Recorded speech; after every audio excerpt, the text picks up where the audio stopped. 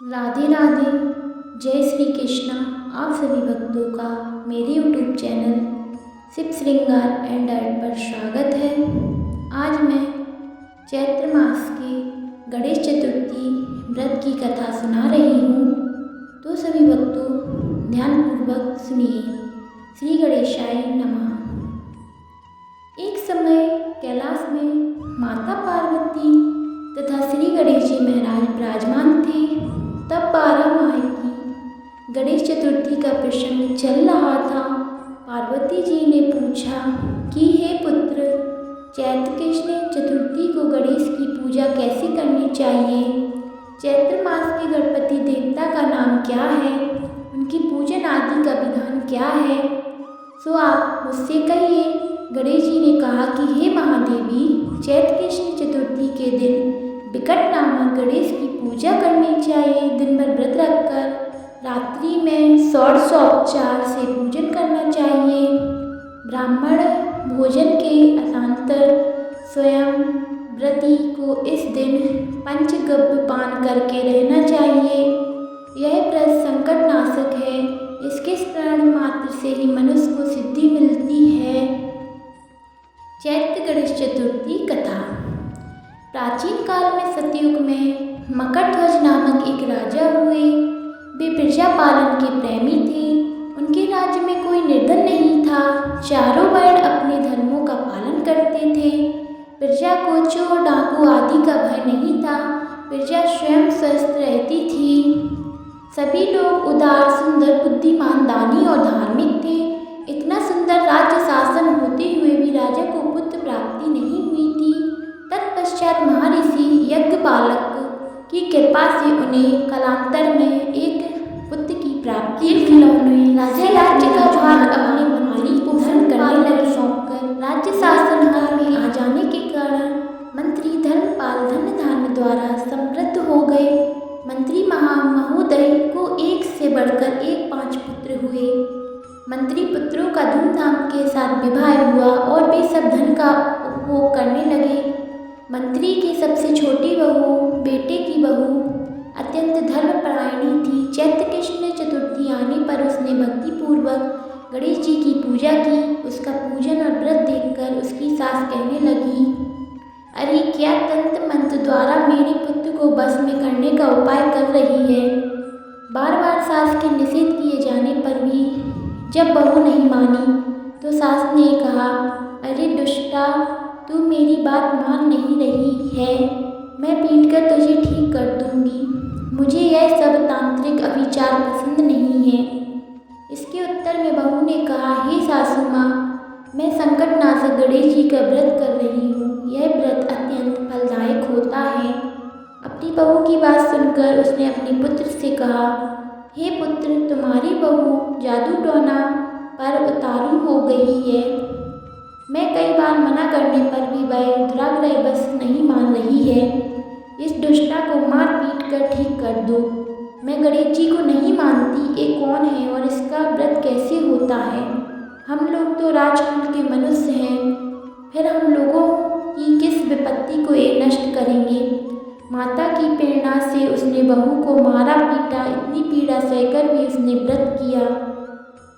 पूजनोपरांत वह गणेश जी का स्मरण करती हुई उनसे प्रार्थना करने लगी कि हे गणेश जी, हे जग गणपति, आप हमारे सास ससुर को किसी प्रकार का कष्ट दीजिए। हे गणेश्वर, से उनके मन में आपके प्रति भक्ति भाव जागृत हो। गणेश जी ने सबको देखते ही देखते राजकुमार का अपहरण करके मंत्री धर्मपाल के महल में छिपाकर रख दिया। बाद में उसके वस्त्र आभूषण आदि उतार कर राजमहल में फेंक दिए और स्वयं अंतर्ध्यान हो गए। इधर राजा ने अपने पुत्र को शीघ्रता से पुकारा, परंतु कोई प्रत्युत्तर न मिला। फिर उन्होंने मंत्री के महल में जाकर पूछा कि मेरा राजकुमार कहाँ चला गया? महल में उसके सभी वस्त्र आभूषण तो हैं, लेकिन राजकुमार कहाँ चला गया है? किसने ऐसा निंदनीय कार्य किया है? हाय, मेरा राजकुमार कहाँ गया? राजा की बात सुनकर मंत्री ने उत्तर दिया, हे राजन, आपका चंचल पुत्र कहाँ चला गया इसका मुझे पता नहीं। मैं अभी नगर, बाग, बगीचे आदि सभी स्थानों में खोज कराता हूँ। इसके बाद राजा नौकरों सेवकों आदि से कहने लगे, हे अंगरक्षकों, मंत्रियों, मेरे पुत्र का शीघ्र पता लगाएं। राजा का आदेश पाकर दूत लोग सभी स्थानों में खोज करने लगे। जब कहीं भी पता न लगा तो आकर राजा से डरते डरते निवेदन किया कि हे महाराज, अपहरणकारियों का कहीं सुराग नहीं मिला। राजकुमार को आते जाते हुए किसी ने नहीं देखा। उनकी बातों को सुनकर राजा ने मंत्री को बुलवाया। मंत्री से राजा ने पूछा कि मेरा राजकुमार कहाँ है? हे धर्मपाल, मुझसे साफ साफ बता दे कि राजकुमार कहाँ है। उसके वस्त्र आभूषण तो दिखाई पड़ते हैं, केवल वह नहीं दिख रहा। अरे नीच, मैं तुम्हारा वध कर डालूंगा, तेरे कुल को नष्ट कर दूंगा, इसमें जरा भी संदेह नहीं है। राजा द्वारा डांट पड़ने पर मंत्री चकित हो गया। मंत्री ने सर झुकाकर कहा कि हे भूपाल, मैं पता लगाता हूँ, इस नगर में बालक अपहरणकर्ताओं का कोई गिरोह भी नहीं है और ना ही डाकू आदि रहते हैं। फिर भी हे प्रभु, पता नहीं करने किसने ऐसा नीच कर्म किया है और न जाने वह कहाँ चला गया है। धर्मपाल ने आकर महल में अपनी पत्नी पुत्रों से पूछा, अपनी सभी बहुओं को बुलाकर पूछा कि यह कर्म किसने किया है। यदि राजकुमार का पता नहीं लगा तो राजा मुझे आगे के वंश का विनाश कर देंगे। ससुर की बात सुनकर छोटी बहू ने कहा कि हे पिताजी, आप इतने चिंतित क्यों हो रहे हैं? आप पर गणेश जी का कोप हुआ है, इसलिए आप गणेश जी की आराधना कीजिए। राजा से लेकर नगर के समस्त स्त्रियों पुरुष बालक बद्ध संकट नाशक का चतुर्थी का व्रत विधि पूर्वक करें तो गणेश जी की कृपा से राजकुमार मिल जाएंगे। मेरा वचन कभी मिथ्या नहीं होगा। छोटी बहू की बात सुनकर ससुर ने हाथ जोड़कर कहा कि हे बहू, तुम धन्य हो, तुम मेरा और मेरे कुल का उद्धार कर दोगी। भगवान श्री गणेश जी की पूजा कैसे की जाती है? हे सुलक्षणी, तुम बताओ। मैं मंद बुद्धि होने के कारण व्रत के महत्व को नहीं जानता हूँ। हे कल्याणी, हम लोगों से जो भी अपराध हुआ है उसे क्षमा कर दो, राजकुमार का पता लगा दो। तब सब पत्ता लोगों ने कष्टनाशक गणेश जी का व्रत आरंभ किया। राजा सहित समस्त प्रजनों ने गणेश जी को प्रसन्न करने हेतु व्रत किया। इससे गणेश जी प्रसन्न हो गए। सब बालक को देखते ही देखते उन्होंने राजकुमार को प्रकट कर दिया।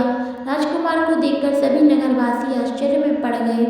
सब नगरवासी लोग बहुत प्रसन्न हुए। राजा के हर्ष का तो कोई सीमा ही नहीं थी। राजा यह कह उठे, गणेश जी धन्य है और साथ ही बहू मंत्री की कल्याणी बहू भी धन्य है, जिनकी कृपा से मेरा पुत्र यमराज के पास जाकर भी लौट आया। अतः सब लोग ऐसे संतानायक व्रत को निरंतर विधि पूर्वक करते रहे। श्री गणेश जी बोले, हे माता, इस लोक कथा सभी लोकों में इससे बढ़कर अन्य कोई व्रत नहीं है। इसी कथा को युधिष्ठिर ने श्री कृष्ण से सुना था और इसी चैत्र कृष्ण को व्रत करके अपने खोए राज को फिर से प्राप्त किया था। बोलिए गणेश भगवान की जय, बोलिए श्रीमन्नारायण की जय। राधे राधे।